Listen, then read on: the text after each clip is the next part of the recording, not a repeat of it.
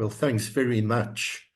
I'm honored to be part of this extraordinary event, an event of humanity, an event of international solidarity, and of course, outrage. Outrage with the crimes, the genocidal crimes of Israel, and outrage at the way in which Big Brother leader decides on the withdrawal of funding, and all the accomplices from Canada to the UK to Italy and Germany, and all the usual colonial suspects, the former colonial powers, together with Big Brother, who takes a decision, and the usual crowd step in, step behind, barb, black sheep. That's the crowd. It's absolutely outrageous, but at the same time, yet again, they expose themselves to global populists, to the world, to humanity, and this will go down against them, against those governments and countries for time immemorial, as we stand by the Palestinians when they need us, they need our solidarity, and they need the UNRWA, which, going back to the commencements of the Nakba, back in 48, 49, it was established by the UN. So we can ask ourselves two things. One is, why take this action? And the second is their rationale. I'll briefly deal with that. In terms of why they act, they're acting in support of Israel, which they protect because Israel ensures the control and domination, to a degree challenged more and more, of the Middle East, from the Mediterranean through to Asia, from the Suez through to India and beyond.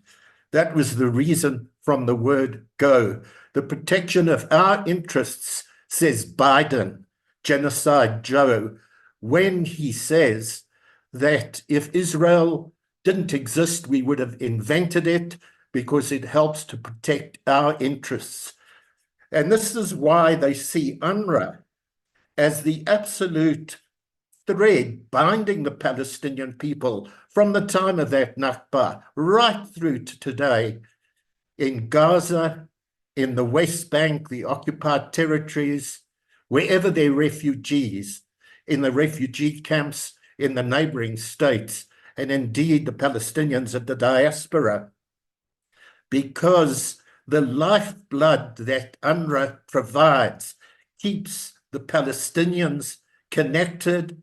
It maintains their national identity in so many different ways by keeping them alive in so many different ways, through food, sustenance, employment, schooling. It's vital.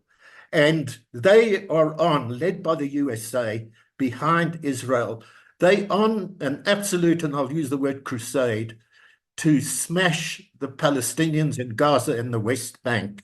And this is why they have to do away with UNRWA, to bleed it to death, to make it lose its capacity.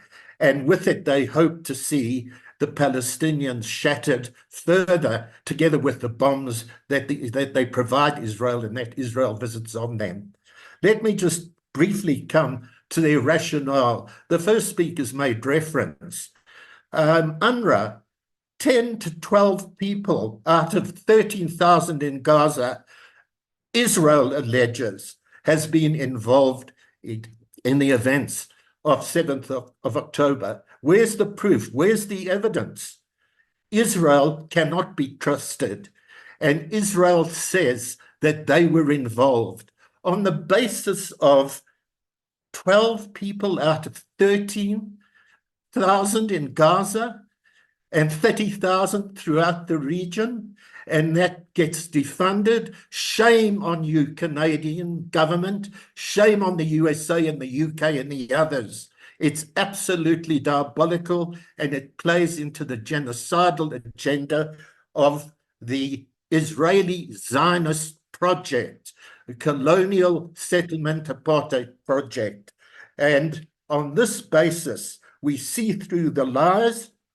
We stand by UNRWA. We demand that UNRWA receives its funding.